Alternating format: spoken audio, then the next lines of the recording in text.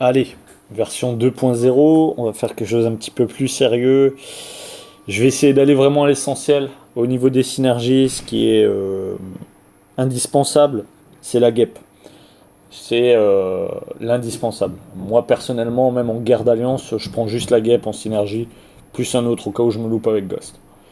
Euh, Sinon, le typique, on va dire, c'est Ghost, la guêpe et Ant-Man. Ant-Man donne un gros boost. Quand tu as les trois ensemble, il y a un gros boost d'attaque pour les trois. Donc ça c'est cool. Surtout pour Ghost, hein, ça lui donne plus 15% pour chaque buff qu'elle a sur elle. Sachant qu'elle active des buffs, soit en tapant des coups non critiques. Évidemment, putain, on me casse les couilles. Un instant, je vous prie.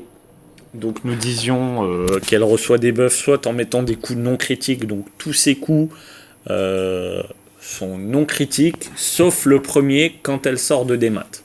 Voilà. Autre façon de gagner des buffs, c'est en faisant une attaque lourde. Au plus longtemps on va charger l'attaque lourde, au plus on a de chance de gagner des furies ou des cruautés. Voilà. Les spé, on utilise quasiment que le SP2. Le SP1, ça va être pour un finish.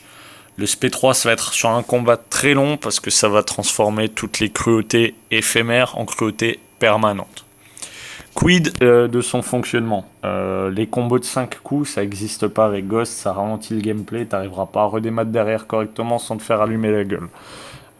Donc Ghost, combo de 4 coups, pas au-delà de 4 coups. 1, 2, 3 ou 4, c'est toi qui vois, mais 4 coups maximum.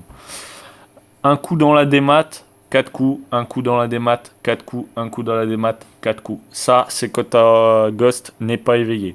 Si elle est éveillée, c'est pas la même chose. Son éveil, ça fait quoi? Ça fait que chaque fois qu'elle va prendre un coup dans la dématérialisation et que tu auras noté manqué, tu auras un gain de pouvoir qui sera fonction de sa compétence spéciale, de son niveau d'éveil. Ça fait beaucoup de blabla, maintenant je voyais pas trop comment expliquer ça autrement. Je vais montrer un petit peu de gameplay en partant du postulat qu'elle n'est pas éveillée. Donc en jouant comme il faudrait, ensuite je mettrai pause pour vous dire que bon, bah voilà, maintenant c'est comme ça qu'il faut la jouer quand elle est éveillée. Encore une fois, je suis pas le meilleur joueur de Ghost, donc si je me loupe, faudra m'excuser.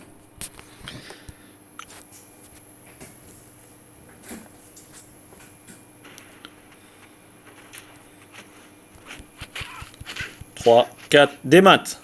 1, 2, 3, 4, des maths. 1, 2, 3, 4, des maths. 1, 2, 3, 4, des maths. 1, 2, 3, 4, des maths, spé. Alors voilà. On parle rapidement des spé imbloquables. Pour que le spé soit imbloquable, il faut que je démate et que dans la foulée j'envoie le spé. C'est démat spé. Il faut quasiment pas qu'il y ait de timing entre les deux parce que sinon ta spell n'est pas imbloquable. Je vais ralentir mon timing. Enfin, elle sera imbloquable avec la guêpe, mais elle sera pas full critique. C'est démat spé. Donc deux écoles, moi je le fais tout avec la main gauche. Je démat, j'envoie le spé avec la main gauche, ça me pose pas de problème. Beaucoup, ce qu'ils font, c'est qu'ils dématent avec la main droite et ils envoient le spé avec la main gauche. Ce qui en soi est plus facile puisque tu as deux mains pour le faire. C'est à toi de voir ce qui fonctionne pour toi. Donc là on a vu le gameplay avec Ghost qui serait non éveillé. Au début du combat, il faut reculer pour la passer en démat. Et à partir de là, c'est 1, 2, 3, 4, 1, 1, 2, 3, 4, 1, 1, 2, 3, 4, 1. Quand elle est éveillée, son éveil ça dit quoi? C'est-à-dire qu'elle commence le combat en dématérialisation. Donc tu peux laisser Fantôme aller directement sur l'adversaire, et après le but ça va être de prendre le plus de coups possible dans la démat pour avoir le plus de gains de pouvoir et engendrer assimiler un SP2 avant que ton adversaire ait un SP, enfin toujours avoir plus de pouvoir que lui, puisque l'intérêt c'est d'envoyer des grosses P2 dans la gueule de l'adversaire. Donc là je vais vous montrer un petit peu ce que ça peut donner. Le classique pour une Ghost éveillée, ça va être 2 coups dans la démat, et après tu as 2 écoles. Tu vas avoir l'école qui va dire 2 coups ou plus, hein. Le maximum de coups dans la démat et 1 coup, qui sera forcément critique, puisque tu es en sortie de démat. Et t'as une autre école qui va te dire, ouais, mais si tu fais ça, vu que c'est que les coups non critiques qui te permettent de stacker des cruautés, t'auras jamais de cruauté. Ce qui fait que ton attaque augmentera pas, puisque avec la synergie Ant-Man, comme on l'a dit, plus on a de buff, plus son attaque augmente. Donc si tu veux faire ça, forcément t'es obligé de mettre des coups non critiques. Pour mettre des coups non critiques, t'es obligé de mettre des combos d'au maximum 4 coups, comme on l'a dit tout à l'heure. Donc pour ma part, moi je joue 2 coups dans la démat, 4 coups, 2 coups dans la démat, 4 coups. Parce que je trouve ça plus optimal avec la synergie Ant-Man. Maintenant, si je prends pas Ant-Man en synergie et que j'ai pas cette histoire de buff en plus, je vais jouer 2 coups dans la démat, 1 coup, 2 coups dans la démat, 1 coup. En guerre d'alliance, par exemple, c'est ce que je ferai. Quel est l'intérêt de jouer qu'un seul coup? Le premier coup en sortie démat est forcément critique et ne peut être évadé. C'est-à-dire que quand tu vas jouer Diablo, Spider-Man classique ou toutes ces merdes qui s'évadent, eh ben tu mets qu'un coup et il peut pas s'évader. Idem Medusa. Medusa, faut savoir que son blocage parfait ne s'active que au-delà du premier coup. Si tu joues Yo-Yo, donc un coup, 2 coups, 1 coup, 3 coups, 1 coup, eh ben tu prendras jamais son blocage auto dans la gueule. C'est que valable pour Medusa, ça. Hein. Pour MODOK, il peut très bien te le bloquer. Et ça n'est valable que pour l'évasion. Donc voilà, maintenant je vais montrer un petit peu de gameplay en 2 coups, 4 coups, et 2 coups, 1 coup si c'est difficile sur l'Empire de légende parce qu'ils sont vraiment pas agressifs. À savoir que Ghost est optimal sur des persos très agressifs. Donc idéalement pour s'entraîner, moi ce que je recommande, c'est la quête mensuelle incollectable. Ou alors le Red Hulk du Labyrinthe des légendes, il est pas mal aussi.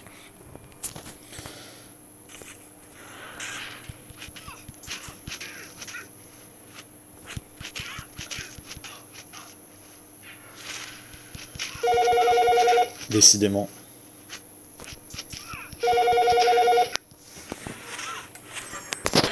Ouais. Vas-y, continue la conversation avec Steve, à la GDI de Jean-Michel.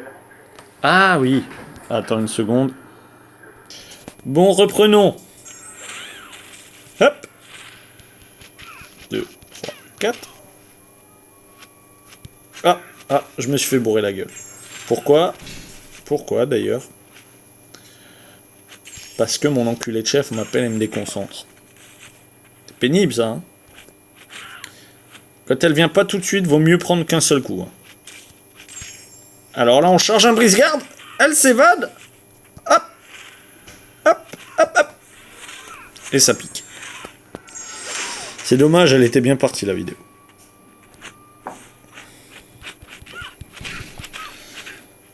Si elle vient pas, voilà, vaut mieux prendre qu'un coup. Hein. Si elle vient tout de suite, c'est 2 coups. Mais là, elle vient pas.